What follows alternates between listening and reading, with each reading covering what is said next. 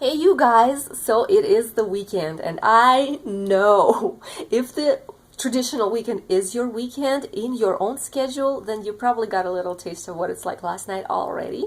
At least I did in this round. Now, if you thought following a program was hard enough during the week, a weekend can be a whole new beast. There is no structure. People are going in and out. People want to eat whatever they want. Friends want to go out. Family wants to go out. And you just want to relax, right? Maybe you're running out of your prepped meals and snacks that are healthy and are in your meal plan. So I understand how hard it can be on the weekends, at least it is for me.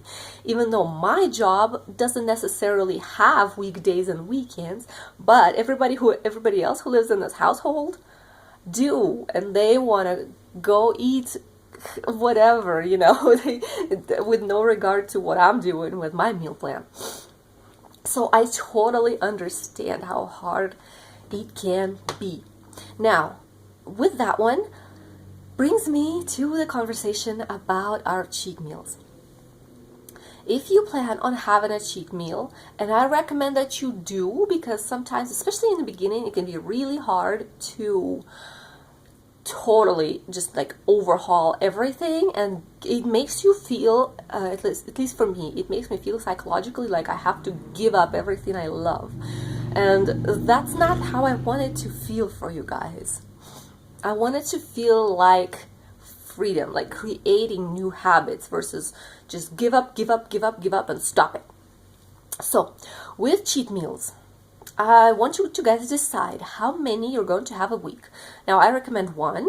What I usually do is one cheat meal, and one cheat snack. And they usually happen on the same day or at least on the same weekend.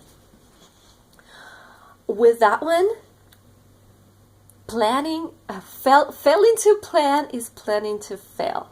So what I don't want you to do, you guys, is have your cheat meals or snacks at the spur of the moment. When you do that, every other day turns into a cheat day, or one cheat meal turns into a whole cheat weekend, and all of a sudden half of the week is just completely messed up.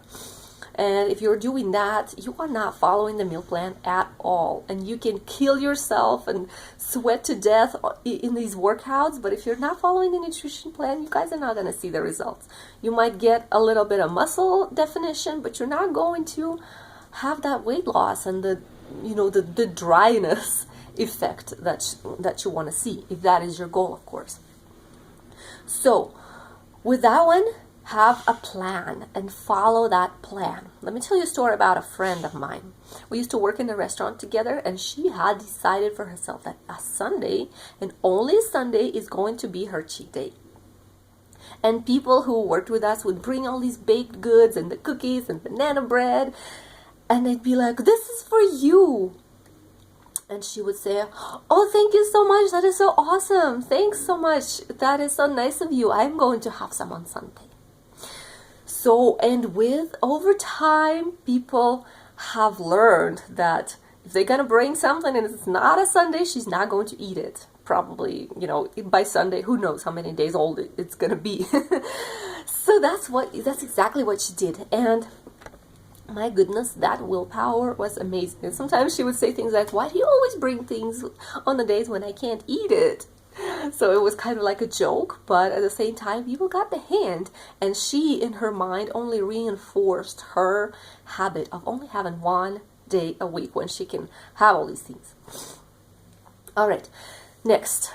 This is very, very important, you guys, because I see it happening over and over and over, and it is just something in the human psychology that we don't want to feel like a failure, and that's why we do these things. What do we do? What am I talking about? If you fall off the wagon and you're doing something, or you've done something that you are beating yourself up for, this place is not for you to be perfect. This place is for you to come back to and keep coming back to and keep coming back to.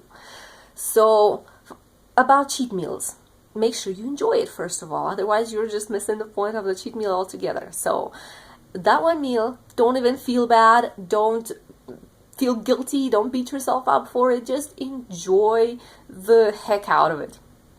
Now, if you're doing something else that you are feeling guilty about, what you're going to be inclined to do is just jump off the bandwagon completely and quit the program and quit showing up in this group and quit even talking to me and responding to my messages because you're just feeling so bad and you don't know what to say and you feel like you're letting me down. First of all, you guys, you are not going to let me down.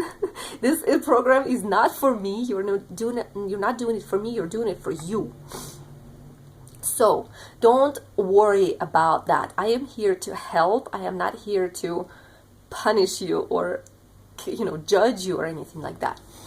So if you fall off the bandwagon, do not just quit because you are feeling like a failure and you think you've screwed up and you don't have what it takes to do it.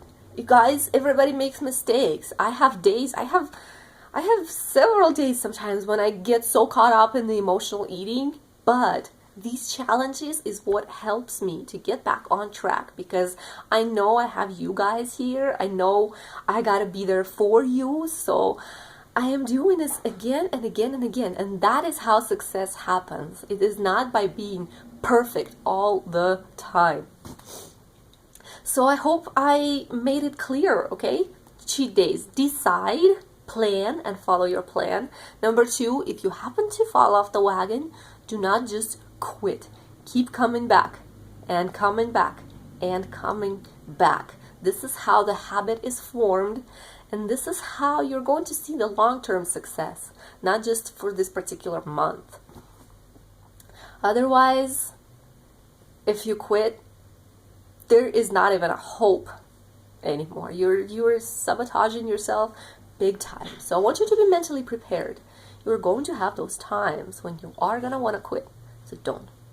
All right. Love you all. See you later.